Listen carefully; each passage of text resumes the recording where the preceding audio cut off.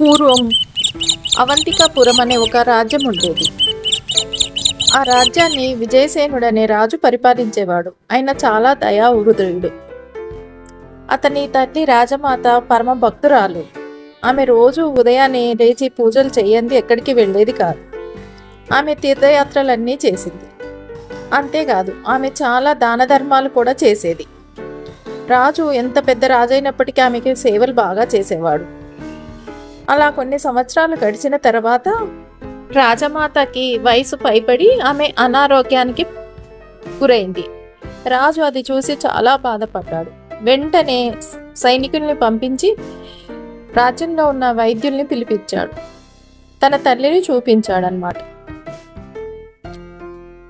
వైద్యులు ఎంత వైద్యం చేసినప్పటికీ ఆమె వయసు పైబడి ఉండటం వల్ల ఆమెని రక్షించుకోలేకపోయారు. దాంతో రాజవైద్యులు రాజును చూసి ఏం చెప్పాలో అర్థం కాలేదు. కానీ చెప్పక తప్పలేదు. రాజు చాలా బాధపడ్డాడు. పడి ఆలోచించసాగాడు, ఏంటి ఇలా జరిగింది మా అమ్మకి అని. అప్పుడు రాజుగారికి ఒక సంగతి గుర్తుకొచ్చింది. రాజుగారు ఒక్కసారి పాత జ్ఞాపకాల్లోకి వెళ్ళారు.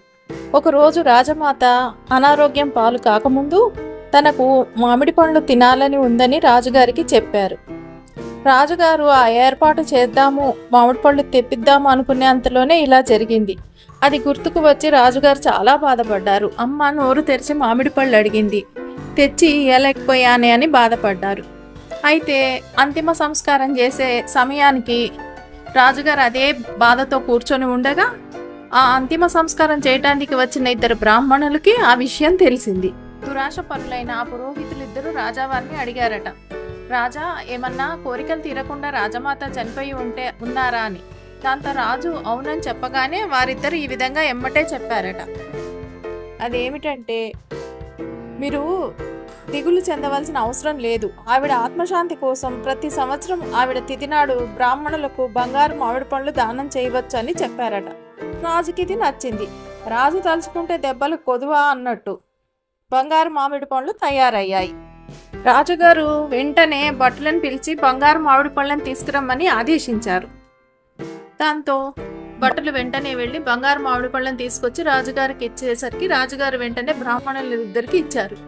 దాంతో వారు చాలా సంతోషపడిపోయారు. వాళ్ళ తెలివితేటలను ఉపయోగించి దుర్బుద్ధితో అట్లా చేసినందుకు వెంటనే అప్పుడు హోమం మొదలు పెట్టేసి పూజలు చేసి మహారాణి గారి ఆత్మకు శాంతి కలుగుద్దని చెప్పేసి దుర్బుద్ధితో వాళ్ళు రకరకాల పూజలు చేసి అక్కడి నుంచి బయలుదేరి వెళ్తుండగా చేతి కింద ఒక తెలివైన మంత్రి ఉండేవాడు. ఆయన చూసి ఆలోచించాడు, ఈ విధంగా చేసుకుంటూ వెళ్తే ఇంకా రాజ్యంలో ఏం మిగలదు, రాజుగారికి చెప్పినా కూడా అర్థం కాదు, ప్రతిసారి ఇన్ని రకాల మామిడి పళ్ళు అంటే బంగారు ఈ రాజ్యం ఏమైపోతుంది, వీళ్ళకి ఎట్లయినా సరే బుద్ధి చెప్పాలి అని చెప్పి ఆలోచించారు. ఆలోచించిన మంత్రి గారికి వెంటనే ఒక మంచి ఆలోచన వచ్చింది. ఉపాయం తట్టడంతోనే ఆయన దాన్ని వెంటనే అమలు చేయటానికి నిర్ణయించుకున్నారు.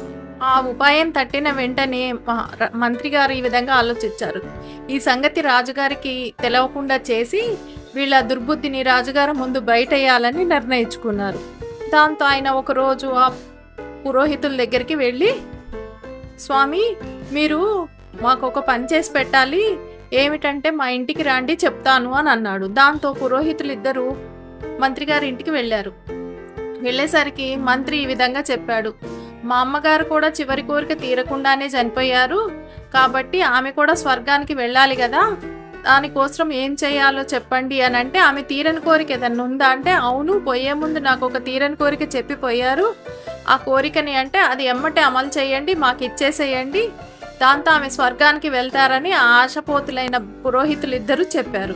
చెప్పేసరికి మంత్రి వెంటనే సరే ఆగండి ఇప్పుడే వస్తాను అని చెప్పి, అంతకంటే సంతోషమా నాకు మా అమ్మ కోరిక తీరుతున్నందుకు, ఆ రకంగా ఆమెకి స్వర్గానికి మీ ఇద్దరు పంపిస్తా అంటే నేనెట్లా ఆగుతాను అని చెప్పి లోపలికి వెళ్ళాడు. వెళ్ళి మంత్రి గారు వెంటనే పనివాడిని పిలిచి కాల్చున్న శుభం తీసుకురమ్మన్నారు. అది చూసిన పురోహితులు భయపడుతుంటే, ఏం లేదు మా అమ్మ కీళ్ళవాతంతో చనిపోయింది, కీళ్ళకి నొప్పులు ఎక్కువై వాత పెట్టమన్నారు, నేను పెట్టలేకపోయాను కాబట్టి ఇప్పుడు మీకు పెడతానని అనేసరికి వాళ్ళిద్దరూ ఉండి ఒక్కసారిగా భయపడిపోయి కాళ్ళ మీద పడి వాళ్ళు చేసిన తప్పుని ఒప్పుకున్నారు.